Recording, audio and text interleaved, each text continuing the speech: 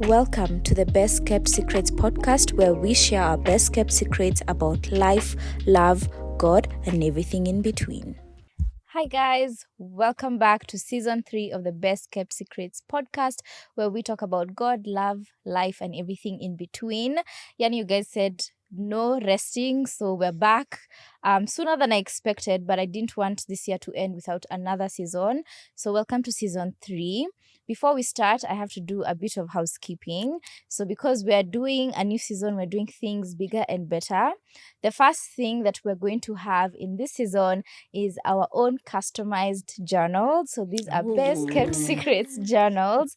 If you guys have watched this podcast before or listened to this podcast, you know we're big on journaling here. And I always refer to my little blue notebook, but then that blue notebook is gone. Now we have our customized journals.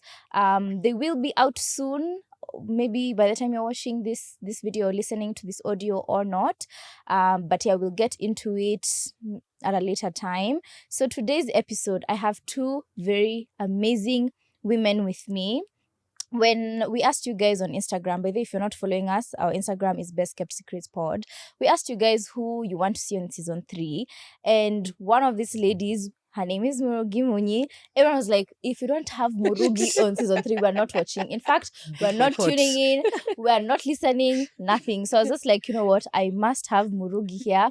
Also because Lydia, who is her other half, has been here a million times. So I just like, it's not fair that Murugi has not been here and she's not a permanent person on this podcast. And then our second guest, Maureen Bandari, who is such a powerhouse, someone that she inspires me so much. You're just so special. I don't even know where to begin with you. So I knew that you guys will absolutely love to hear from her and from both of them. So I'll let you guys introduce yourselves and then we'll get into the topic. I don't like to introduce my guests because me, I feel like I won't. I'll tell you short. I want you guys to tell them everything you do. Don't leave anything out. As you want to be perceived. Yes. Tell us. Okay, you can go. I go first? Yeah. Okay. Hi, guys. My name is Murugi Munyi, and thank you so much for having me here. I was literally begging. I was on the clasp of begging. Please have me on the podcast, please. So happy to be here. I am a content creator. I am a social media influencer. I'm an entrepreneur. I'm a podcaster. I am a mom, a wife, and I am a millennial woman figuring life out. Yay. Yo. That's nice and brief. Nice. No. Brief, yes, but way better than nice. So my name is Maureen Bandari, founder and CEO of Bandari Beauty, where we give you personalized skincare solutions to enhance your confidence and well-being. And on top of that, I am a content creator. I'm also a wife and a mom, and technically a millennial as well, because we are in the same age group. Yeah, same. Exactly. I'm also a millennial, guys. I am. I am. No, okay. You look like our daughter. Exactly. Imagine I am. It's just Fight it's for my your rights face. to be a I am a millennial. millennial, okay, and I'm not even in the middle. I am actually You're a a proper millennial. I millennial. am a We'll proper check her ID millennial. after this. Sure. So today's topic, we're talking about taking up space, especially as women. So I was sharing before we started rolling that I feel like the reason that I decided to do this episode is because I feel like as women, we really downplay ourselves. We really undermine ourselves. We're not confident in taking up space in our workplaces, in our careers, in our businesses, and all of that.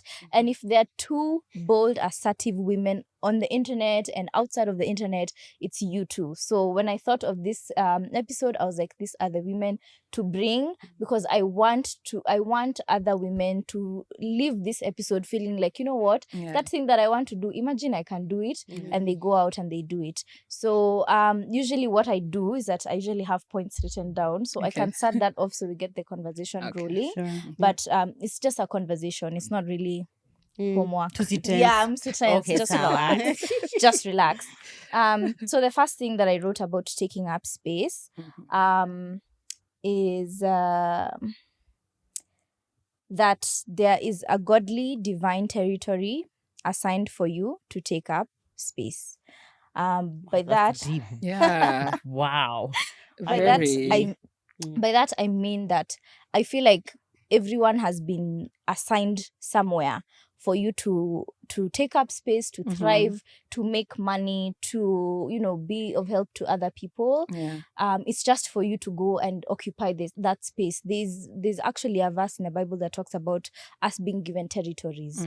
So, you know, it's not just like a location. I think when you think that territory, you think a location, but it can be a space. There's so much for us to go and occupy, but we really like hold ourselves back. And I want to ask you guys, why do you think that it's a thing that women do? Because I feel like women do it more than men. Why do you feel like we're just a bit like shy about it? I personally just feel like we have been conditioned to think that way. Like it's not our fault. I feel like if women were raised the way men are raised, even us, we would be taking up space.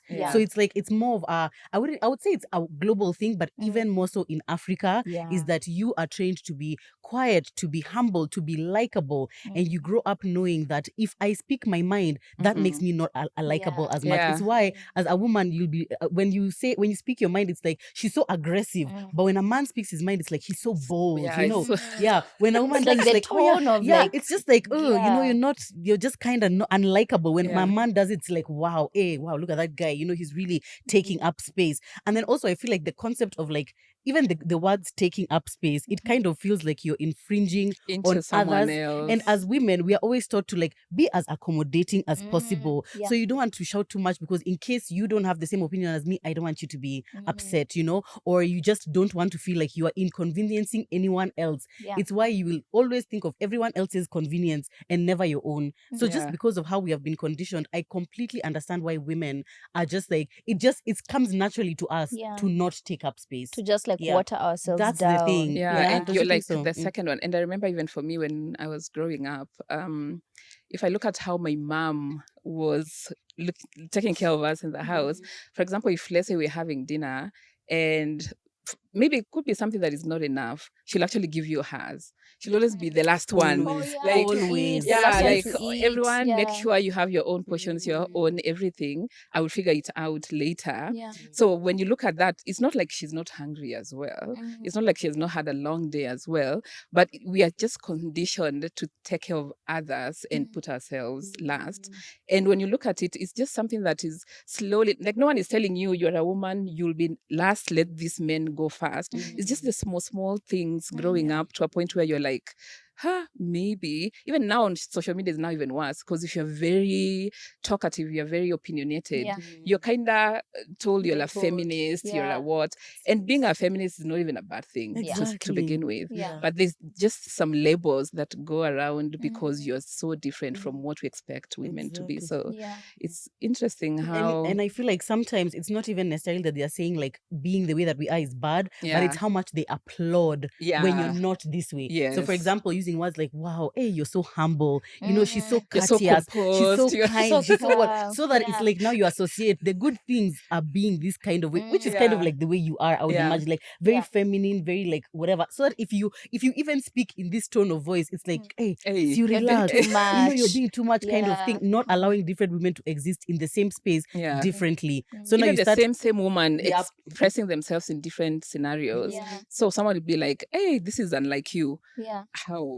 I come in different forms. It just depends on the environment. I can morph into anything. I love what you are saying about the men, the tone in how we say when a woman is, you know, loud, she's so loud, she's so aggressive, she's this, and then when it's a man, it's he's so bold, he's so assertive, he's a leader. Before you know it, honorable this and this.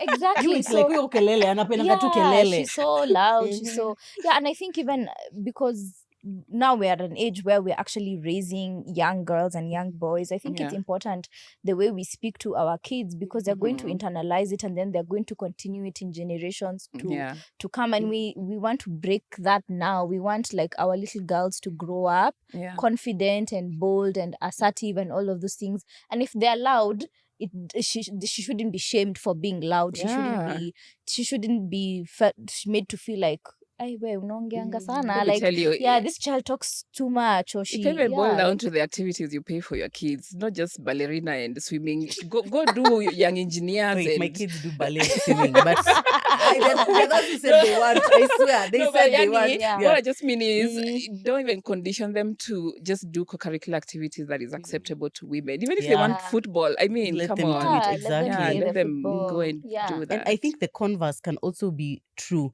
because sometimes it's like you taking up space is not necessarily you're loud, you're aggressive. It could also be that the space that I want to take is the more toned down one. Yeah. Is the one which is not as loud. And this whole thing of like boys and girls, especially you have a daughter, Yeah. I have daughters, but I also have a son. So for me, I'm always thinking about like being careful not to say like boys are this way, girls are this way, so that it's not, because I have my daughters are way louder and more aggressive than my son. And there have been times when even my husband will be like, yeah, but he's not like he didn't necessarily do things the way boys would ordinarily do them. Yeah. He's very like calm, he's very Yeah. composed. Whereas those girls, my God, they can really maybe murder someone. I don't know. But Probably I'm taking after that's you. the thing. So I'm careful to always let them know that it's like you can be however you want to be, and that's not a determinant of if you're a man enough, or woman enough, or girl enough, or Yeah. boy enough, or whether you'll be successful or not be successful. Yeah. It's just the way that you are. And I like what you said about God ordained. It's like God didn't make a mistake making my son this way. Exactly. He Yeah. didn't make a mistake making my daughter this way. Exactly. So Yeah. he didn't make Maureen loud so that she could grow up and change, to show us how much you No. can change. Yeah. No. And I feel like you when that you way for a try to reason. change what, like the path God has already ordained for you, you. you live in a very uncomfortable You do, situation. yeah. You just feel like you're not yourself at any Yeah. given time. Agreed. And that's why when some people now end up coming into their own age and whatever, they'll be like, now I feel like I'm myself, now I'm like this and that. And you realize for the longest time probably they were trying to appear the way other people see them and not how they see themselves as Oh, well. so true. I Yeah. love that. You know, the funny thing is that I think a big point of a place of insecurity of mine was that I was insecure about how calm I am, especially like in the YouTube podcast space. And when I was a YouTuber, when I was a vlogger, Yeah. I would get comments for, oh, my vlogs are so boring because my voice is calm, my voice is, like I'm just not like my personality as a person. I'm just not like So they wanted you to vibrant. be like, Yeah. yo, They need, guys, welcome to my they need YouTube me channel. to like, I don't have that. That's Yeah. not who I am. In fact, if I try to be like that, I'm going to be exhausted. In fact, because I the don't comments now have- will come like, this is Mbona giving like- fake. unajifanya? yeah, like I Mbona don't have unajifanya? I don't have that energy. I that's not who I am, Yeah. right? And then it got to a point where I just had to accept that this is who I am. That Yeah. like my calm, composed whatever Nature, yeah. nature is just who I am. And the You more know, that I fight it, Yeah. the more uncomfortable and more out of myself. It even looks it shows. Yeah, it shows. And then you Yeah. know what they always say, be yourself and then your tribe will find you. That's Yeah. the So thing. if you don't like someone who is calm, you go elsewhere and find Yeah. someone who's Exactly. not. But those who prefer you and maybe they want to listen to you as they Yeah. zone out to bed and whatever, they'll just find you. Yeah. Yeah, exactly. I also feel like when I used to vlog, I used to get comments which were the opposite. You talk so loud, you're talking so fast, kind of. It's just like we have just started this scene, now we have already gone to something else. Now Muken is jumping off something, now you're in the pool. Now, I don't know, we are what? We're Yeah. at dinner, I don't know. Like mine would just be like the complete opposite. Yeah. And just to show that there's nothing like changing yourself to be able to suit other people's preferences is not- never a good yeah. idea, because there'll always be someone who prefers your content over my Yeah. content. Yeah. It doesn't True. matter how amazing. If there's someone in the world who doesn't like Beyonce, You, say, imagine. I'm getting out of this set. No, me, I love Beyonce. Me, I love Beyonce. Oh, I'm saying okay. there's someone in the world. Yeah. Okay. So my point is that there's nothing that your space is for you. And the Yeah. people who are Exactly. able to appreciate you there are the people who are, as you Yeah. said, are your tribe. True. And Yeah. the others who are other people's tribe. And Yeah. that's Yeah. okay. Yeah. Yeah, which I mean still now ties back to the point that I was saying, that there's a godly divined space for you to occupy, yeah. right? So and the more you fight it, the more out of place you're going to be. The faster you align to it, the better. And the growth even becomes faster because 'cause now you're when you aligning. sit in the place where God assigned you, you like the growth is a lot faster. But the more you try to become like other people, Hey. or you try to do this because The Eugene is meandering doing it, yeah, your like you're just journey. wasting your time and all of that. True. So yeah.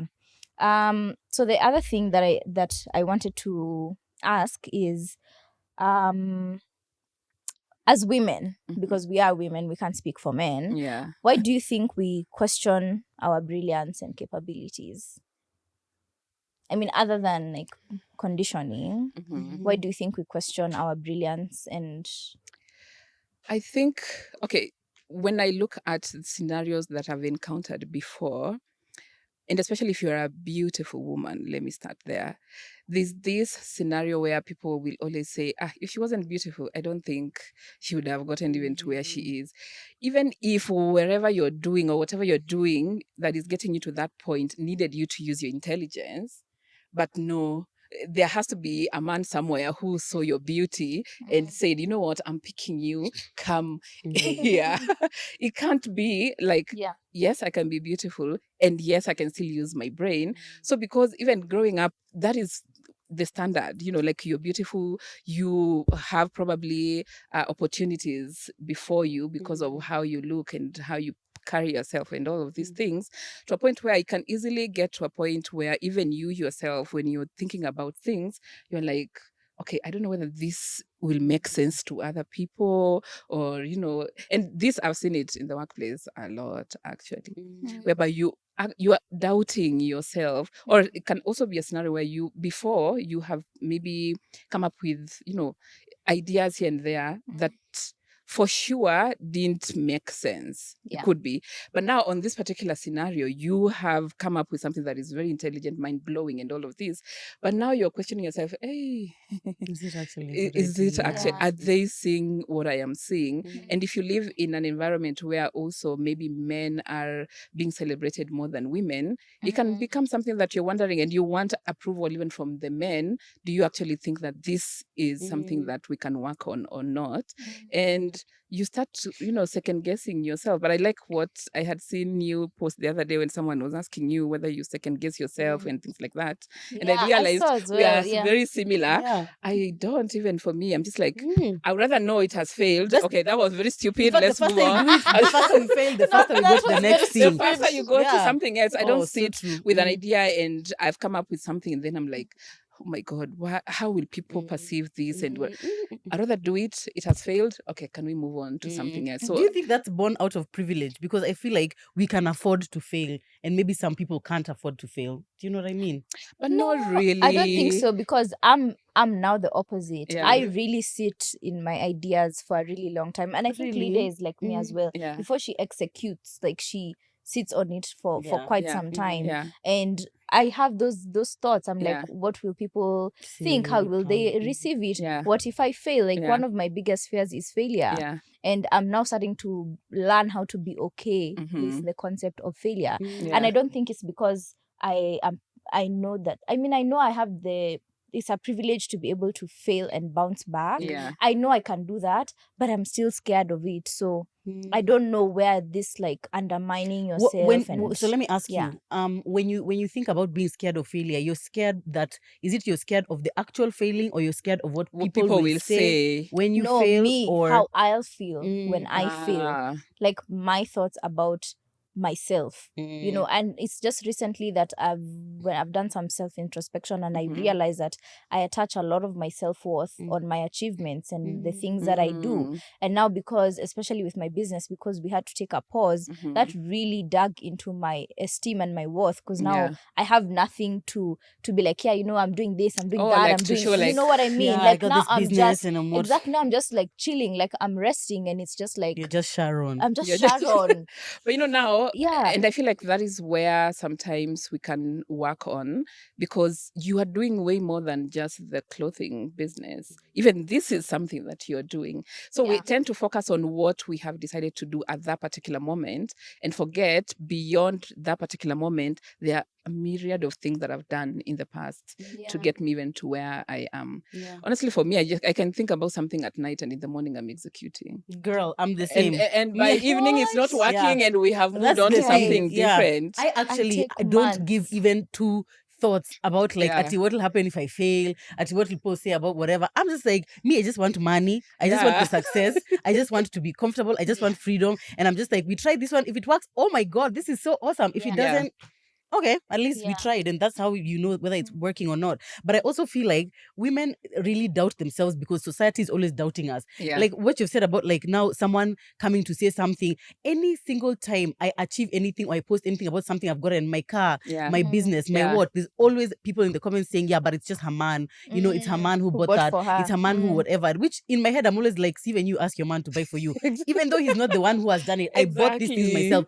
But I'm like, bet you no one has ever said to Zach ever. And I'm sure it's your wife who did that for you. I'm sure it's your wife who No, got, that no doesn't one has happen. ever said that. But when it's Yeah. a woman, it has to be. Let me tell you, I There think has to be a even for man me, there. I've gotten information of scenarios where people to date do not, even now, they cannot imagine that I've built Bandari Beauty on my own. They think your man Yeah. like paid Yeah. for it or And I'm in this scenario where I can't even convince my husband to be part of my business. But there's someone somewhere thinking, Yep. yo, yeah, ndo sponsor everything. yeah, Mm. because just someone doesn't sit and think, wow, Yeah. this person can actually do this and this and this and this by themselves. Yeah. Why and if it was my husband's, no one will imagine even there's something I contribute Of course. to the business. You maybe it's just maybe just social media posts. Yeah, I You just post for us. It's so them, cute. post for And us. you know, let me tell you something. Society, the patriarchy benefits so much from women doubting themselves. So Yeah. much. It enables them to make money off of women trying to change themselves, change their weight, their hair, their what. It Yeah. benefits so much monetarily from that. Yeah. It definitely does not serve them for women to be like, oh wow, yeah, I'm amazing and I know that I'm amazing. It benefits when women tie their self-worth to how young were you able to get married? Were you able to attract a man? Yeah. How many kids do you have? When it ties it to those things which are dependent on a man, obviously it makes more sense for them. Yeah. Obviously Yeah. it makes more sense for the patriarchy. No one wants an independent, Yeah. strong woman. What for what? We don't need that. Also, it's just so funny because I was reading I read not recently. I read an article that was saying how there was a study that was done, and women, when they apply for jobs, they are more likely to apply for jobs where they have 9 out Yeah. of 10 of the the requirements. Men at a 2, they've applied, they've sent everything, they've asked for do you how much money. Women are like, I feel like if I ask for this, it's too much. I feel like I don't have. I only have like 9 that. out of 10. I have a story. Okay, go ahead. So when my man was moving jobs at some point to this job that he has currently. So initially he had applied and he hadn't gotten the job, but like they had just stopped recruiting for it. Yeah. So after like maybe like a few months, they came back to me and then they were like, okay, now we are ready to hire for this position. We'd like you to take up the position. Yeah. So when they sent the offer letter, I was just like instantly, now when we're discussing, I was like, babe, just take it. Like you already really wanted the job and now they had already gone for 6 months. He's like, no, I want more money. See, in fact, the fact that they have come back means that they really want me. So I was like, babe, no, let's just take it as it is. And he was so adamant. So he responded and he was just like, no, this is the package that I want. Yeah. They didn't reply for like a month. He was just there like, You babe, see now. Now he chased them. They came back again and they were still offering less. And he was like, no, I'm willing to walk away from the table if you're not willing to pay me what I'm worth. I was like, Just take. Sweet and in that remove. moment, I was just like, wow, what It happened was to us you, as yeah, women? yeah. Because I definitely would have just taken the first one, but he ended up getting almost double what they had initially said, had initially offered him because he was standing his ground and he was like, no, I know what I deserve. Yeah, like if they really And want for me, him they'll to pay. stand his ground, he knows what he has to offer. That's the thing. Which doesn't mean that we don't know what we have to offer, but now probably we get fears around what if I demand more and they say, you know what, we have other women wanting this thing. So Are we willing to walk away from the table? That's the question. That's interesting because I feel like I also do that. Like in situations where Kagwe is offered something and he feels like, no, this is not my worth. He's always very quick to turn things down. Yeah. Me, I'm like, that money you didn't have it. you Just didn't. take it. Just take. You know, I'm like, at least And then you work with them, and then along the way, once you're Along the way, inside the system, you try and maneuver. Then now my you can God. next time you can negotiate for higher. Him is just always like, nope, No, I'm not taking it. I'm like, what do you mean? Yeah. Like, Yo. yeah, so it's just, and you're and seeing even your with trip me, to like, Maldives just disappearing. yeah, I feel like even me as as in my own like things when I negotiate for things, am I always like willing to just be like, okay, no, I can't do it, Yeah. or do I just take what I'm question. offered? Yeah. I think it definitely like it requires, it's like almost like a muscle that the more you exercise it, the bigger it becomes. Yeah. So like initially, the first time you say, no, I'm sorry, I'm not gonna take that campaign, you'll go home crying because you're like, guy, now I've that just 150K, lost, yeah. you know, but you know you were supposed to be paid 300, but you're like, I was willing to take the 150, but if they said it's okay, then the first time you're going to feel bad. But the more you do it, the easier it becomes for you to be like, I know my worth. Yeah. I know the space that I'm taking up here, and that's why you came to me for this work, and I am not taking less than X amount. Yeah. So I just feel like it's something you need to consciously like exercise doing it. Yeah. And I think Yeah, I even agree. speaking of that example, for me, yes, I've taken less money before, and especially in the content creation perspective. But for me, at that point, I was also looking at it from a point of, if it's work that is like, I don't feel like I'm struggling to go create, I do feel like I've shortchanged myself at some point. Because I'm just like, first of all, see, I'm just gonna, normally I hold this book anyway. So if you just want this one to replace with yours, I'm not feeling the pain of doing that. But we don't look at it from a point of, what is the impact of me actually holding It's this not about particular. the amount It's of not work. about It's the amount of value. work. Yes, It's the value It's you're the value offering. that you're offering. So that's something Yeah. I had to learn a bit later. I'm like, wait, it's not about like, did I even get tired and sit somewhere with a whole committee of people coming up with ideas and whatever. It's about, when I held your book, what was the impact for now you? 10,000 people Yeah, bought so it. now it's either you do that as my rate is saying, or you walk away. That's the You know question. that saying for know your worth and add tax. Yeah. I feel like we say it, but hatufanyangi. We like, just know yeah, the we're worth. just doing that. Yeah, exactly. I mean, you know your worth, But and like, you add tax. yeah. Not me though, you'll stay safe. Exactly. But like, men are very audacious. Yeah. They're like, I miss siwezi fanya hiyo job, bro. Like, they're just like, nope, I can't do it. Yeah. And I need women to imagine those things we're saying. We need to do them. We actually need to. Yeah, we need to walk the talk. Exactly. At the end of the day. Yeah, we need to first be okay with not being chosen. You know, women, we're addicted to being picked, being chosen, whether it's by a man, by a job. Yeah, that's why you can never propose to anybody, because that's like you choosing. Okay, still, I would never propose to anybody. I would not propose Let to me anyone remain either. single. Let me For remain life. single. No thanks. So, another thing I wanted us to talk about is, because I feel like I chose to do this with both of you because you have dared for greatness in the spheres that you're in, both with your businesses and your content creation and everything that you do. So I know that there are women who look at you and they're like, oh, wow, me, I want to be great like Murugi, I want to be great like Maureen. How do we dare for greatness? Because it takes audacity. So how do we become more audacious with like the things that we want to do? How do we dare for greatness? Well, for me, first of all, I would say, if I'm to look at my own example, is living in my own bubble. And that kind of also means blocking out the noise, because when I'm in my own bubble, I know what I would want for my life. I know what I would want from an earning perspective, from a family perspective. Yeah. I know where I would want my business to be. But now if I'm just busy looking at, then Murugi is doing what? Hey? Me, I don't think I can do that. Yeah. What? Sharon is... So for me, it's just me and my bubble. What do I actually want to do?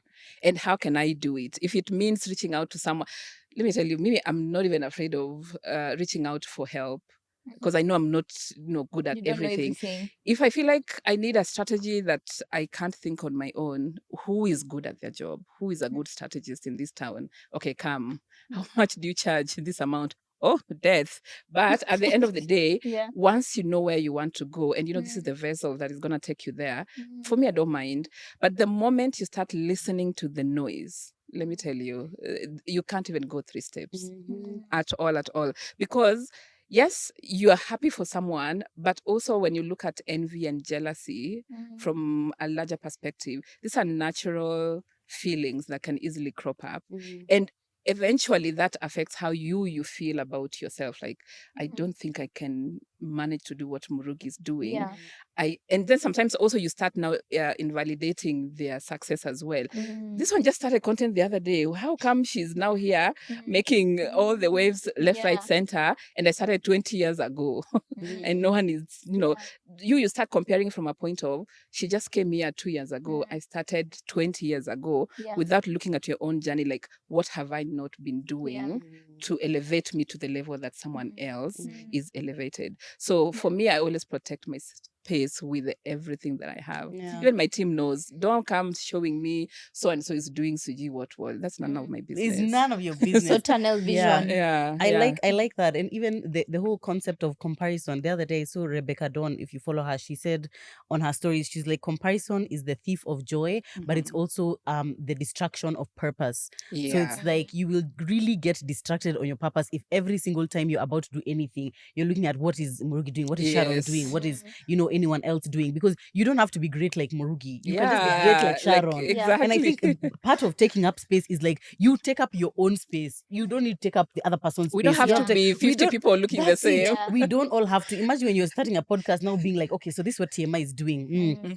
Okay, fine. So this is how they sit. Okay, let's also do that. So this is how they talk. They say, oh, it's definitely even me. It's definitely best kept secrets. Let's be serious. It's like what makes your journey great and what makes your space specific for you is like the gifts that God has given you, the talent, the networks He has put you in, the family, the friendships that He has put in your path that actually enable you to do what you're doing. For me, another thing that I would say that helps me dare for greatness is to actually just do things. Like just do things. Too often we are waiting for reassurance. And let me tell you something a confident person doesn't ever do is wait for external reassurance for them to do absolutely anything.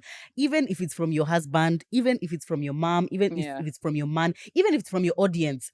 I remember when I first started content creation, I used to really ask guys on my stories, like, okay, guys, do you want me to do a vlog about this or you don't want? Yeah, or what kind of content do you want? And I realized, I'm like, why am I asking them? The content. Exactly. And I realized, actually, I don't care what you want, because sometimes, okay, I do care. Hey, guys, don't take it out of context. People are willing to This will be the title. This will be the title. Murugi does not care about her audience. Let me qualify that. I give my audience a voice, but I make the choice about what it is that I want to produce. Because sometimes even your audience didn't know that they want something until you do it. We know we needed best kept secrets. We didn't. But now it's here and it's like, wow, hey, this is nice. What we but now needed. if you had made it completely dependent on them, you see, even for you as a business person, even for us, I'm always like, someone will come and say, hey, Murugi, you really need to bring for us, like short bodycon dresses. You really need to bring this. But I take everything with a pinch of salt. Yeah, you bring. Hey, I've been there. No, that person who has said will come and buy, but they're the only one. Even maybe that one won't buy, because the ones I'm like, for someone who is a loyal customer, those are the ones I listen to. Those loyal customers are the ones I listen to, because I'm like, this one has actually bought. There are others who it will just be like, they're waiting for you to launch. Then now once you launch the thing, they say they're clapping. Wow, hey, congratulations, good job. Wow, sales. Where are they? And and I don't know whether this has ever happened to you guys. When you launch things online, the moment you launch, oh my God, the applause, the congratulations, we are coming, we are buying, we are it's never the same as the sales on day one. Actually, it's always like you can easily cry take if you are coins. not, if you take all our money. lazima nikuje niamishe pesa. Liar. So you can imagine if someone else is watching and seeing your comment section, they're like, wow, okay, let me do the same. They can be depressed. That's it. Because for you now, okay, this is they're just uploading me and whatever, but the main customers are not even sometimes even they're in not that even in the comment. comments. Those are not the ones, by the way. They are not those ones. So in the beginning, if you are not so much aware of that, you can go in a corner and cry the whole night and because wonder. Then now you're saying, how comes when Maureen posted her stock sold out day one, but when I've posted I've only made 3 sales today? You don't know that Maureen didn't make 3 sales that day. You literally don't know anything. Or just comments. Comments don't equal money. Oh, people need to know that actually. And so even when someone looks at us online and they're like, wow, I just wish I could have the work-life balance you have and this and this. You don't know what fight I had with my man last night, which we did actually. You don't know what my kids are putting me through. You don't know what my family is going through. You just know oh, look at my nails, look at my shoes, and the small snippets that we share, but it's not like it's not my Concrete whole for life. you, The full to story. make an Exactly, yeah. opinion. Yeah. So one just has to, I feel like to dare for greatness, you just have to believe first that you are great. You have to know that you are great. I don't feel like there's anything excessively superhuman about me and Maureen or even you that makes you able to do the things that you do. It's just that you actually just do them. So just go out and do those things. Just go do them. And also, I think one thing I've come to realize now that I'm like an adult is the people you surround yourself with. Oh, yeah. Let me tell you, they can make or break you. And sometimes you might not see, but when you have people who constantly make comments about either the things that you're doing or your thoughts or poke holes into the things that you want to do, let me tell you, very fast, you're in a corner somewhere wondering, I see what they are seeing, and yet sometimes it's not real. Like right now, when I look at my circle of friends, I don't think I would have done some of the things or even gotten here without the people I have around me. But sometimes, the people around you can see things about you, which even for you, you are kind of like, okay, am I not? But then they're able to affirm that, and then you're able to go. But if you're, and let me tell you, in your 30s especially, you have to be very critical of who you choose. Let me tell you, there's the natural gravitation towards people, but you also have to actively make sure that you're choosing people. I can come here today and say, I want to be Murugi's friend. And imagine there's nothing wrong with that because you see things in her that you aspire, and probably she also sees things in you that she aspires. As long as it's not fake, whereby now you're just like every other day you're just like, oh my god. It should be natural. You should have to, to give that space for it to be natural. But you should be able to be very intentional about the people that you actually choose to be, in your circle as well. And also the ones who you remove from your circle. Oh yeah, it's choosing to add and to sometimes it's remove. more removing from your circle. If you see someone who is always like, whenever something nice happens for you, they are not ever front and center clapping for you, being really happy for you. remove. They are not, saying things, or like the ones who will always say the one, like, I can see your outfit is nice, but let's be like, hey, your trousers yako imechafuka huko chini. Nothing else. It's just that one thing. Okay, you wonder why didn't you start with a compliment, and then you add like those ones. I've learned to spot them from a mile away. I'm like, oh, okay, fine. Backhanded compliments. Backhanded compliments, exactly. I think, okay, but I have a question. So you were saying how, you have like a tribe of people who are behind you and supporting you and whatever. So do you consult them, especially like if you're coming up with like a new product or something you're working on? Do you consult them, and how do you take in their opinions, or is it still like a tunnel vision, like me, I'm just gonna do what I want to do? So for me, I wouldn't say I consult them. I would say because we hang around each other all the time, so some of these things become more like just normal conversations. You just share. Yeah, so you're just sharing like, I'm thinking of coming up with a book.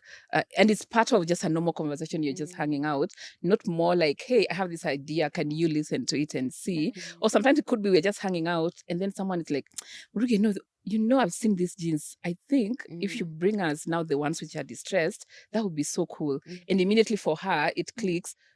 Yes, there are people who love the, unfinished design. There are people who love this. So it mostly comes up in conversations whereby it's not necessarily intentional about, okay, you guys come hear my idea and tell me how this will work. But it's more of, we are used to hanging out together. We are used to just talking about everything from family to business to all of these things. So they just come up in conversation, as you mentioned in passing. Someone adds up to that and then another one adds on to that. By the time you're going home, you're like, wait. You're full of ideas. Yeah, so now not just you full go of back alcohol and sushi. Sometimes also ideas. I know. So you go back home and then now you just start putting them into, a whole thing that you can actually monetize. Me, I would say that it's like, sometimes depending on what it is, I feel like when God gives you a vision for something, you're the only one he has given it to. Yeah. He hasn't dropped that vision in your friends, might not even have dropped it in your husband or whatever. So sometimes you might not, especially if it's like, maybe it's a brand new project you're starting, as opposed to just like, by this weekend, unafaa kuwa na event kind of thing. But if it's like something new that perhaps you haven't even taken time to ideate yet and whatever, it might be difficult for other people to see the vision. Yeah. And sometimes I feel like if you share too soon, it can kill the dream because no one else will see it the way you see see it and just be like, Maureen, are you sure? Because no, I don't think kufanya hiyo campaign ati without makeup and I miss then mfanya hiyo campaign, but other people haven't seen, they don't understand what you're trying to achieve.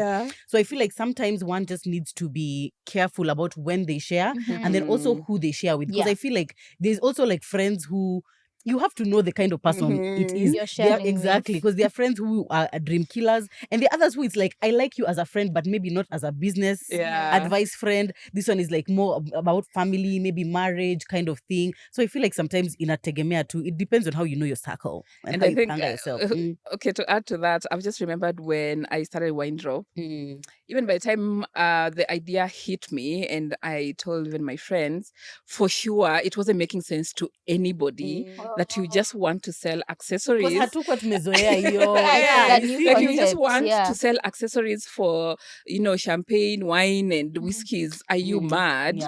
Like, you can't just sell as like a section of glasses and things. When you look at most people with household businesses, they have plates, they have sufurias, they have the glasses, they have forks and whatever. You want to tell us you just want that small piece. And I was like, yeah, because I'm not interested in the plates and whatever. This is the only thing I'm interested in. And that scenario only, I really struggled to explain to people. I just had to do it because it made sense to me. And the moment I started doing it, now it's just like, okay, we see the vision. Okay, we see the vision now. You need to have your own. You need to have your own backbone even before you go, and it can't be so easily killed. Like, oh guys, I want to start a podcast. Aye, that's a dumb idea. Yeah, you're right. You're right. This is so dumb. Who would even want to start? No. Yeah. So sometimes you need to be able to there are those defend your scenarios position where you have to just go like, ahead do the and thing. do it. You know, funny thing is when I started my business, because I was still, just unsure of things. So I used to share designs with my friends, like things I have in mind, because I consider them fashionable. I consider them as part of the TA, part of our target audience in terms of age and spend and style and all of that. So there's a dress we did. So I sent to like 2 or 3 of my friends, and all of them didn't like it. Dresses. I'll tell you just now. Okay. So 2 or 3 of them, and all of them didn't like it. And they're just like, oh, I'm not sure about the fabric. Of course, they were very kind with their feedback. They weren't like, oh, it's ugly. Don't do that. Blah, blah. They were just physical, they could touch and no, feel I just like send pictures, like okay. videos. Like, oh, I'm just not sure about the design, or I'm not sure about the fabric. I'm not sure of this. I'm not sure of that. So it really killed my spirit. It really killed my morale. And I think at that time there was just something that happened with the business that day or that week. So I was already like fighting for my life. I was already fighting for my life. So these comments just pushed me over the edge. In fact, I remember I cried that day. Like I had a fight with a Boda guy. Yo, over what?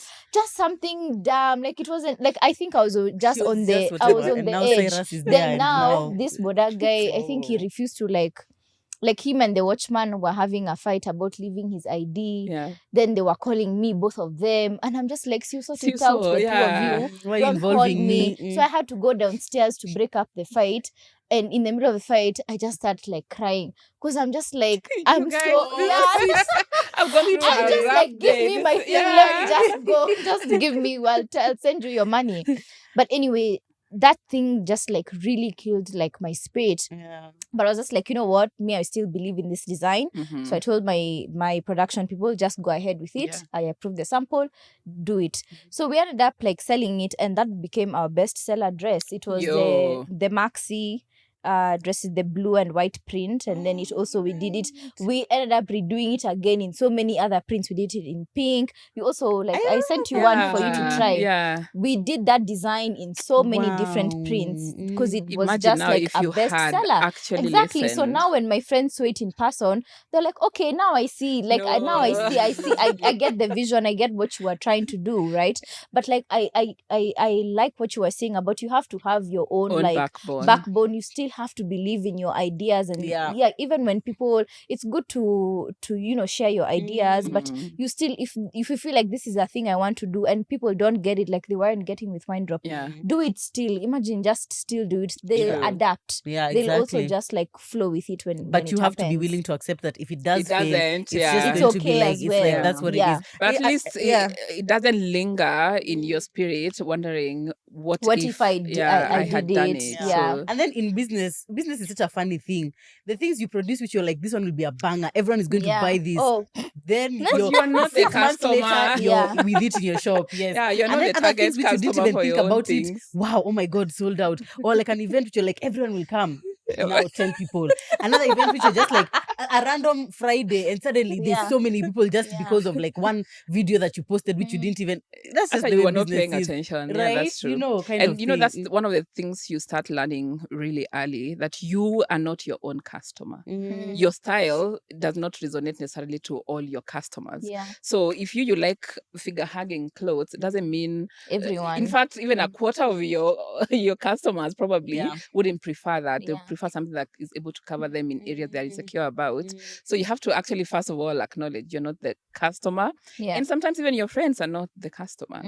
So you Yeah. actually have to go with what you feel, this is what I wanted to do. Let it fail, and then you just know from that I can't do this. I've actually heard you say with Wild you struggled with that in the beginning because you're plus size, but you're Oh, comfortable with yes, trying comfortable short plus size, things, yeah. do Yeah, plus size will show you things. So Yeah. when we first started, when we first started Wild, we had initially intended to just be like a plus size brand, so size 14 and up. And I had brought now some to cute things to spaghetti top kind of dress, Jinika fupi, I don't know what, a play suit and things like that. Until I realized, kumbe, plus size women, it's not that they wear the ugly clothes because They don't there's have nowhere to buy. It's because they're not confident. So Yeah. they're not going to wear your sexy clothes, even if you bring them. And that's how we ended up even bring the smaller sizes and now incorporating maxi dresses. Me, I do not like maxi dresses. But look, literally, we They have love so that, many actually. They People love love. the maxi dresses. But me, I'm just like, no, I would never have brought maxi Same. dresses. My wardrobe now has a lot of maxi dresses Girl, because right? of the Ooh, business. And because of the at some point as business. millennials, we used to look at maxi dresses as hang was our mama. But now who Sister, is we- not We are the wearing? mamas. Yeah, We are the mamas, yeah. We are And the these days I feel mamas. like they are like cute. At least upper Jew can be Yeah, something something to nice. Work as design. something. Like a design or Yeah. something like that. But yeah, it's definitely a learning curve. Business is such a learning curve. But Yeah. you see, the only way you can know is to just try the have to things. try, Yeah. yeah. Otherwise, then you'll forever be there in the Yeah. what if. Yeah. Then you And won't you know, get like for anywhere. you, especially actually you too, with plus size scenarios, when the customers come to the store, you can even go braless and you're wearing your thing and tying it up here. And when people are changing, they're like, hey, now how will I wear with a bra this one? Oh yeah, me, I'm Then just like now it starts literally. hitting you. I never thought about so that. I cannot even make dresses for you guys if I don't think about how are you gonna wear a bra with this particular dress. So you realize it's not about your style. That's the It's thing. what we Everyone are wants to cover their comfortable. arms. They Yeah. want to cover what? Me, I'm like, no, I'll feel hot. I don't want to cover my arms. Yeah. They want something to tie here so the tummy is not Yeah. seen, then it just flows. So everyone is different. Guess so. Yeah, true. Okay, how do we become okay with the concept of failure? Because it's part of taking up space. You also have to be okay with that you might fail as you learn how to take up space. How do we be okay with that? I'm asking for me as well. What is the worst case scenario if you do fail? Like, it feels bad, but do you die? Like, literally, No. nothing I happens. down the inside. No, you don't. No. You're like, nothing extraordinary happens when you fail. It's just like you failed. And then being an adult is not like in high school that now you're doing exams, now you failed, so you have to And now your life is done. now your life is done, or you have to receipt until now you won't even be able to make it into university. Being an adult is not like that. It's just like it's things which you try, they work out. You try, they don't work out. Before this business, I've done so many businesses, by the way, and some of them I wouldn't say they failed, but they didn't work out the way I wanted them to work out. Like in 2020, I was running a business called Luxury Liqueurs. Oh my God. We all remember. Yeah, Baileys. Baileys. You need to pay for my gym membership because she used to send me Baileys to a point. I'm just like, wait, I feel like I've added even more weight. We used to drink those Baileys. Wow. Anyway, until it reached a point where I realized the amount of money I was making was stagnant because, like, when people are buying alcohol online, they'll come and they'll just buy the one that they want. But if you want to make more money, you need to have a store where you can now come and then buy. they pick it and they're like, oh, there's also this one. Let me take this. Oh, let me take this for my man. I remember you even whatever. wanted a store, yeah? I did. And that's the time I started looking. I even came to Greenhouse that time to look for one. But then I realized, I'm like, do I really care enough about alcohol? Yeah. To for have me a to store. have a store. And I was just like, no, I don't think so. And so I had to close the business because I was like, I'm no longer passionate about it. No, now COVID had issued, okay, kinda, and now guys were outside. Yeah. And I was like, I want to do something I'm actually passionate about. So technically, one would think like, okay, it was a failure because your income stagnated and eventually you closed the business. But technically, was it really a failure? Because I learned so much about business. I was able to sell that page, by the way, for 200K. Yo, I need to sell mine. I for one sold the drop. page, I'm yet and to I gave her sell. now that the packaging and all the things that I was doing. So I sold the business pretty much to her, transferred everything. Yeah. So it's like, even when you fail, are you actually failing? Because it's like you've gained something. You've gained the experience. Knowledge. Exactly. You've gained knowledge. Now there's a way which if you do it again, you're not going to, do it the same way again. You just have to be okay with the thought of other people thinking you are dumb. You made a dumb decision. And I feel like that's really where women, it now kills us kabisa, because I just feel like men never think about how other people are perceiving them. No. I just feel like it just doesn't cross their live mind. their lives. Doesn't even cross their Literally, mind. it's just like, whatever, me, I don't care. That's why they'll fart anywhere and scratch their nuts or whatever. They don't care. Oh, someone has looked, okay. And peace anywhere. And you're busy looking for a washroom, a clean one for that matter. They put themselves first above everything. Can we start putting ourselves first and realize that it doesn't matter what if anyone says about Ati, I failed, or like, my business, she had to close her business or whatever. So and even to add to that, would you as a woman prefer to continue in a scenario which is plateau at the end of the day? It's even worse than closing. Because you're putting in energy. You're putting in energy, and constantly you're feeling like the energy you're putting is not giving you the output that you want. Would you want to be like that for 10 years? Come on. Yeah. So I'd rather you look at me as a failure than me putting my effort. Wasting money. Wasting money, because it becomes then a very expensive hobby. Yeah. Otherwise, you actually, we should change the what it means to fail, because there's someone who has been in the same job 15 years. So they are succeeding at their job because they have not tried anything else. You've gone and you've tried, I don't know, 4, 5, 6 businesses which have failed, but now you're in a really successful one. So technically, between you and that other person who has been succeeding at their job for 15 years, who actually is failing and who is succeeding. That's actually a really good perspective. Let's change what the, because in what that the 15 years, if someone is in the same role, they are not growing. They're not growing. For you, you have grown because you have realized, okay, I can't do this and that. I can't put money here. I can't do this and that. So let me go look for something different. That realization alone is growth compared to someone who's just comfortable somewhere.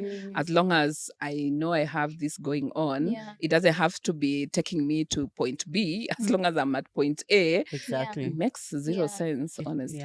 You know what? Even as I'm seated here listening to you guys, I feel like I was just introspecting, and I'm like, why am I actually so scared of failure? And I think it's something that I've internalized from my childhood, because failure was such a big thing for us in our household. Like, we were not really allowed to fail.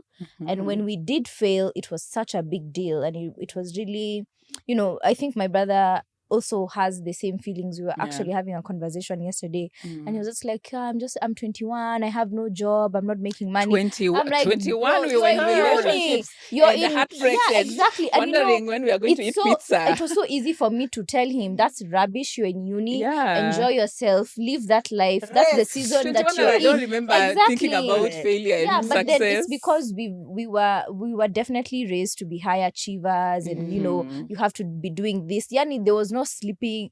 If my mom comes to you're just sleeping, I'm going to wash vyombo, I'm going to find this. Be doing like, something. yeah, you have to at least be doing something. And I think it's also something she's internalized as well from her childhood, because her mom was also really strict on them growing up. So they were not allowed to also just rest, just chill, and ulime, and upika chapo, and there's always you need to be busy. Yeah, you need to be busy doing something. And I'm just like, why was it so easy for me to have this conversation with my brother and tell him, that's the season you're in, just enjoy, have fun. Oh my God, you just had so focus many on your years to school. go and focus. Yeah, and then when it's time for you to get a job, it will be time for you to get a job. Don't worry so much about making money at this age and on all of these things. But then me at 21, I was busy selling Tumba clothes because I needed to make money. I was busy doing things, So that's the thing, because I'm always like, go, gotta do this. So I'm here just like, And it's now, definitely something now that for I've, people like you who have started even like with the smaller businesses at 21, those are the things you look at and see you're not a failure, honestly. Like, who was doing things that you were doing when you were 21? That's the thing. Honestly, me, I was just busy in relationships, studying. Nothing Getting like, away oh, let me free- have a free business on the Yeah. side. Come on. At that point, I was feeling like I'm my dad's daughter. I'm I'm his a baby girl. responsibility. I'm just a baby girl. Yeah. I'm just a girl. Also, we need to in some ways realize that something failing is not a reflection on your capabilities as a human being.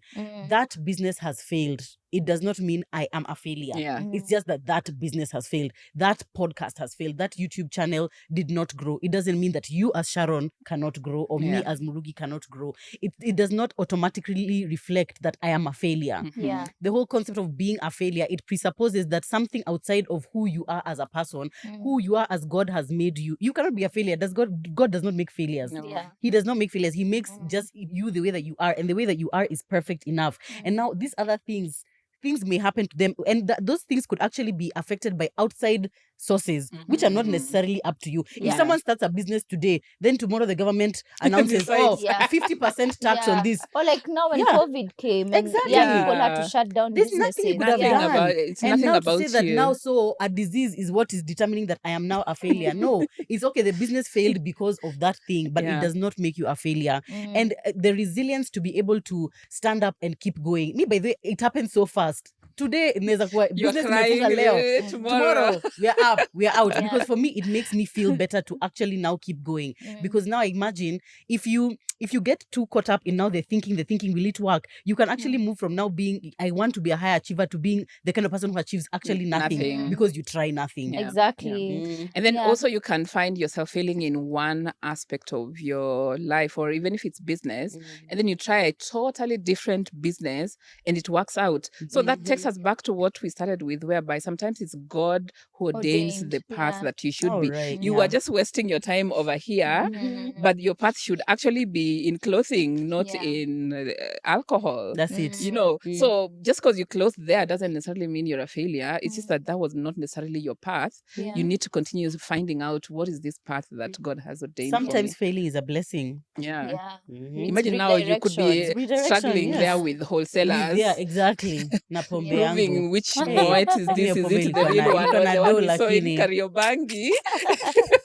Umevaa raba zimeenda Kariobangi. You know? Hey. And you could be here, you know, with tailors wondering, okay, how does the pattern look like? So sometimes the earlier you let go of a path that doesn't belong to you, the earlier you discover the one that you should be on. Honestly. Oh, that's great. I love that so much. So it's just don't attach your self-worth to failing Oh, as a right. concept. You have, and actually I think even as entrepreneurs, a good trait to have as an entrepreneur is failing quickly and rising and you know, quickly, bouncing yeah. back as Fail forward. fail Yeah. forward. Yeah, exactly. Because I had a conversation with That's a someone good and he was one. telling me how he's lost money in a couple of businesses, and I'm just like, how are you motivated enough to go and start another one after you've lost money here? And he was just like, yeah, for every like maybe 1 or 2 businesses he's lost money in, he started another one and Yeah. it gave him And then more also, money. let me tell you, when you're used to making a certain amount of money, You can't just you can't sit. fail, and you're just sitting now like, where? Now Yeah. we have failed. No, there's that itch. How do I maintain this income that I had? Yeah. Tomorrow you're up and running, trying to Yeah. figure out something Trying to give else. us collab Yeah. and You really- can't. You Okay. can't. That's great. So something else I had written that I remember I didn't have to look. Great. Thank you. Thank you wow, for look at Get a you. team will applaud you, you know, to help you take up space. Thank you up because space, Sha. me, I forget. I have to look. But something else I wrote is something that I actually had recently last week or the week before. Someone I was watching, and the guy was saying how we need to grow up we need to mature as believers, and we need to start being audacious with our prayers. Yeah. Because it was just like gets to a point where you have to just stop praying for rent only. You can't be just going to God every month. Every other You're month. praying for rent, you're praying for school fees, you're praying for sijui what. He was just like, we need to get to a point where we are being audacious with the things that we believe God can give us, right? And I was just thinking about it, and I'm like, you know what? The God who's created all of this beautiful earth, the oceans, the sijui what, the what, my purpose in life cannot be to just pray for rent only. to him, you know, he can give me so much more. Yeah. And if I don't think that I am worthy of those things, I will only ask for small things. Yes. Right? And there's a verse in the Bible that says, those who don't ask They do don't not receive. Right? I mean, of course, you have to ask within the will of God, and that's how you get your prayers answered. But I was just like, you know what? I need to start being audacious with the things that I'm talking to God about. Yeah. I'm like, God, I want to occupy things. I want to occupy territories. I want to take up space and be audacious about it, and not just be praying, God, Aki, see, you just give me like a 10K, or I need to, you know, I need to mature. I need to grow up. And you know, Basically. even God also, in as much as they say, ask and you shall receive, even also God rewards people who actively do things towards what they're asking. Because Yeah. you can't ask and then If you're without like, works okay, is tell dead. me when Yeah, it's here. God, give me 10 million and you're doing nothing. There you And are you're doing taking a nothing. nap. So Yeah. as you're asking, you also have to put the effort that is resonating with the ask. If it's so big, then what are you doing from Yeah. your own perspective, from a steps perspective, that can take you closer? Just almost at the tip, God can say, okay, I see what you've been doing, so let me lift you. Yeah. So it's not like, God, you know, I asked for a Range Rover. You know, I asked for a house in Karen. What is this? What is this Yeah. relationship? Yeah, God also is not an ATM machine or a Exactly. genie bottle you rub and then you're like, I want Range Rover. Then tomorrow you wake up, it's there. Yeah. There has to be some sort of like effort behind it, or Yeah. And are we willing preparation. to do the work? Do we actually? Exactly, Sometimes yeah. it's like you're praying for something, but do you actually know what it means to be that person? It's like, okay, let's say somebody goes and says, you know, God, I want Murugi's life the way it is. Do you know what it takes from you to be a wife, to be a mom? You know, Of the 3 sacrifices, children. exactly. Yeah. The sacrifices, all the things, any of the struggles. Because it's not like you're only wanting the good thing, Yeah. but it might come with all these A other lot things. of, yeah. Also, are we willing to actually, as you've said, do the work? You ask God for a cake, so He gives you eggs, sugar, flour, You're like, Yeah. I and didn't milk, ask and for you're like, these no, God, ingredients. I meant like I the want a ready full finished cake. cake, Yeah. exactly. Yeah. Or now He has given you that opportunity to go and work for that money that you Yeah. asked for. But are you willing to do Yeah. it? Also, are you prepared for the blessings? You know, Uh-huh. that God is trying to put in your life. You're praying to God for this amazing man, but have you done the internal work to actually be the Yeah. kind of woman that That can man would receive, want? would want. Because maybe yeah. he'll be sent, but because you are not You'll ready, fumble. you'll You're fumble, like, and then now eh. look, everything is gone, you know. Or if it's a business, you've not taken financial classes, you have not learned how to budget, how to, you know, like just how to staff your business and whatnot. And so when it comes, you waste it all because you weren't prepared for Yeah. it. We need to work on that preparation. And I like what you said, let's pray big. Let's Yeah. pray big. Now I'm even Hey, thinking, not what have I been rent, praying to God for? every day. Yeah, Yo, every day. me, my prayers are Yeah, think audacious. bigger. Yeah. And actually, I liked what Nancy's, there's something she said Hi, in Nance. her stories about when she bought her car, which you told her, you know, that she's praying for a car, whatever. She has never gone She to had not driving gone to driving school. school. She can't drive. Surely, How this did she babe. get a Yeah. car? It was in Exactly. her parking lot, just sitting there. So Yeah, I think it has to You have get to you prepare. prepared. preparation has to be there. You know, even what you're saying about praying for a man, and you know, you yourself, are you going to be a good wife? You know, you want a man so bad, but are you going to be But a you know, good we never wife? have that Or you want conversation you want whereby children? Are you going to be a good mother? Like, That's have the you question. exactly? Yeah, we never talk about that. Like, are you the kind of woman that man that you would want? Yeah. That's the question. Oop. You want to take up space, but does he want you in that space? That's the question. Yeah, exactly. Yo. Please, that's what you need to ask yourself. Okay, do you have any closing point, something you really want to say? It's burning, you want to say it, or you do? Okay, go ahead. There's a quote that I can't remember where I saw this, but it was such a jolt to my system. I think maybe it was my mom preaching, and she said something like this. She's like, by you not taking up space, by you not starting that business, by you not starting that podcast, you are actually standing in the way of someone else's blessings. Because someone else may be dependent on you starting this podcast so that they can hear this message, so that they can be blessed by it.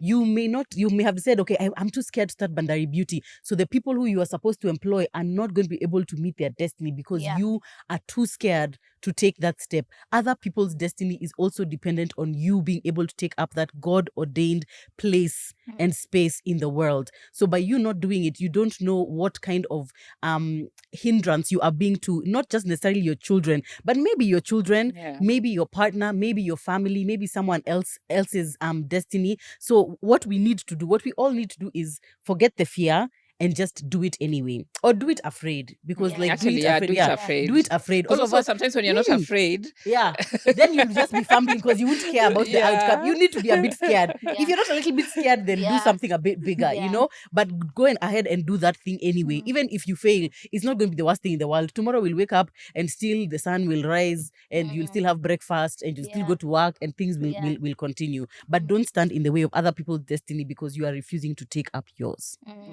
Actually, there's a verse in the Bible that says creation awaits for the sons of God to arise. So literally, like, creation is waiting for you to arise, to take up your space, so you can offer people employment. Exactly. So you can inspire people to also go, like, domino effect, to go and also do their own thing. So you can, encourage them, inspire them, or to change people's lives, give people confidence with their skin, and dress plus size women and make them feel comfortable in whatever they're wearing. So it's just, the longer you take, you're doing a disservice to not only yourself but to humanity as well. So I love that as well. Maureen? So for me, I'll speak to the corporate babes, because I was once in corporate and my first job was kind of like a family setup. Okay, we used to call ourselves a family, but at the workplace, no one is your mother, no one is your dad. Red flag. We're family here. We're family. Pizzas on Friday. We were kind of like a small team. I think we were like 15 or 20 people. We were not so many. And one thing a colleague of mine, who is also a lady, and I used to do, we used to hang out with the bosses. Like, we have a team dinner, we are sitting next to the bosses. Because we want to understand, okay, how do we move from this level, entry level, to where you guys are? And I feel like even in the workplace, there's always that, hey, dosi, as my seat is just in this particular corner. Let me be comfortable but in here. those social settings, that is where you get to interact with some of these people. We used to literally sit with them. We have had dinner, we have had drinks, people have gone to sleep. We are the ones who are even going last with the bosses. But obviously the conversation is so different. Like, okay, so how did you grow? What were you doing? And they even openly tell you have to play office politics.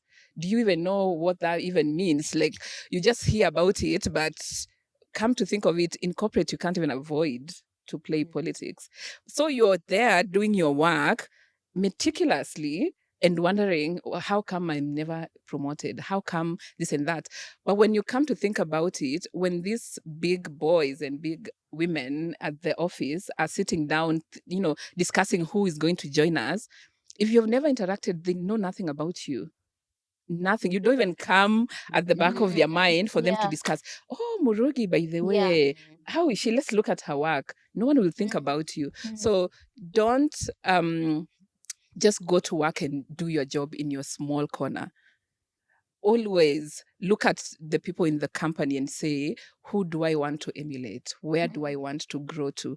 And make a point of trying to get, to know those people, create networks, create relationships. And it doesn't necessarily mean now you be, kissing ass or, and all of that. Being a pick-me girl. Yeah, but be audacious enough to even approach someone and be like, can you be my mentor? Can I shadow you and know, how do I grow and stuff like that? Can I buy you lunch so that we can have a conversation and things like that? So from my first job, I just learned. And I remember when I was leaving that one to go to a bigger organization, it is my boss, who was like the director of the company, that sat me down and he was like, now you're not going to like a family business. You're going to ABCD kind of business. It's going to look like this. So this is how you need to behave.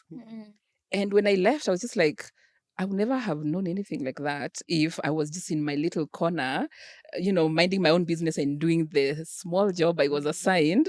I would probably even take longer to grow in the corporate world if you are just like okay and timid about not taking up space even in the workplace as well.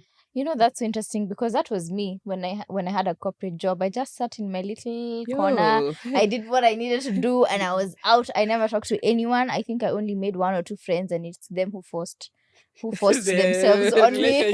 They're like, you're going to be my friend. I like you, you're cool. Yeah, but like they were the complete opposite of me, especially one of my friends, Duani. She was like a lot more, you know, she would talk to our boss. Our boss loved her and all of those things. And even she continued to rise in ranks in the corporate space, even because I left the corporate space. But now looking back, if I was ever in the corporate space, I think I would definitely try. I know I'm introverted and I have social anxiety in some way, but I think I would have still tried to at least one person. You know, I think when you say it like that, it looks like such a big scary thing I'm just speaking for my introverted babes, because I know they'll think that you just choose one person. Yeah, it doesn't have to be. It doesn't have to be. You're the marketing manager. Yeah, it doesn't have to be I've the entire marked you, office. the director. Yeah, just one person and just try to, like, you know, do what Maureen is saying. And And here's the thing about taking up space. It's called taking for a reason. Yeah. It's not being given. Yeah, no one is ever going to give you space, whether it's in corporate or if you're lucky, maybe you can just angukia things, but you kind of just need to, in whatever space, you need to go and take up the space. You need to go out and say hi to the people. You need to network with the people. You need to open the YouTube channel. You need to write that book. You need to start the business. You have to actually take that step, because nobody is going to be like, Sharon, I think we have earmarked you. Let's go. We are going to produce this thing for you. Sometimes that doesn't happen. You need to actually be at the forefront of, you know, making sure that your destiny is yours in your hands. And also talking about yourself, like when you go to places, it's good to talk about, I'm Maureen, I do this and this and this. That's how you end up like networking, right? So because I feel like there are situations where I go into rooms, I just sit, I'm on my phone, I don't talk to nobody, I don't do nothing, you know. And then I have instances where I've been in rooms and I've seen someone who just tells everyone what they do, and then out of that then you form connections. I mean, Maureen, my name is Maureen Bandari. We offer specialized skincare solutions. Also really good at doing that. You know, for the longest time I can go to an event, I don't need a +1. I know nobody there, but I know I'll come out with numbers for numbers. Exactly, because that's how you make connections with people.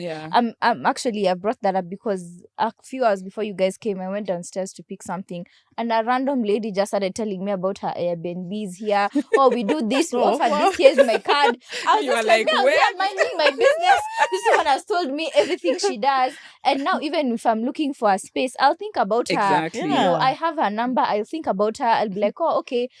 If I'm thinking, I need to book somewhere, I'll remember her. So I think it's just you have to yani, I don't even know what the word is, but you have to be audacious when you're taking up space, like Murugi saying. You have to take it. It's not given to you. It's not always given to you. Absolutely. You have to take it. And it's good that you mentioned about the introverts, so that they also don't feel like, oh my God, all that is nice, but I don't know I can do it. It's baby steps. As long as, for example, you go somewhere and you don't even take the steps to talk to someone or to talk to people, just make it a point, like the next time you're going somewhere, you just need to talk to one person.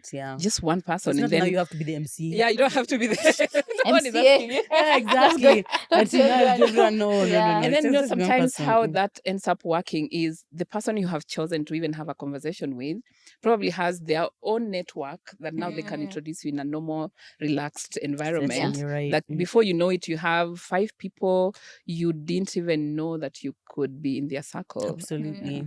So it's really... And if you're introverted and you have like social anxiety, do it on the internet. Imagine tell people, shout Marinate about it. Tell everyone. The network before. Exactly. Do it on the becomes internet. physical. Tell people your LinkedIn should be shining. Should be shouting. Yeah, shouting. But Tell LinkedIn people. has pressure. Have you ever looked at... Okay, pia mimi huko siendangi, but 5 boreholes in the middle of Turkana this afternoon between lunch and dinner. Relax, people, relax, please.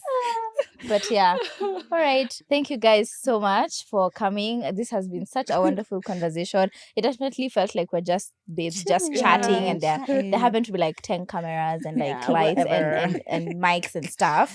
But thank you so much. I hope at least one person, that is my hope, at least one person, 2 people will have listened to this podcast or watched it, and when they leave here, they're like, you know what, I'm gonna go do that thing. That's what I said in the beginning of the episode, and I hope that we've achieved achieved that goal.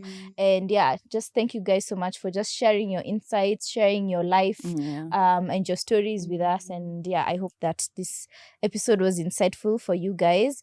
Thank you for watching. For those of us who are watching on YouTube, if you're listening to us on our audio platforms, thank you for listening. I will see you, or you will hear me, in our next episode.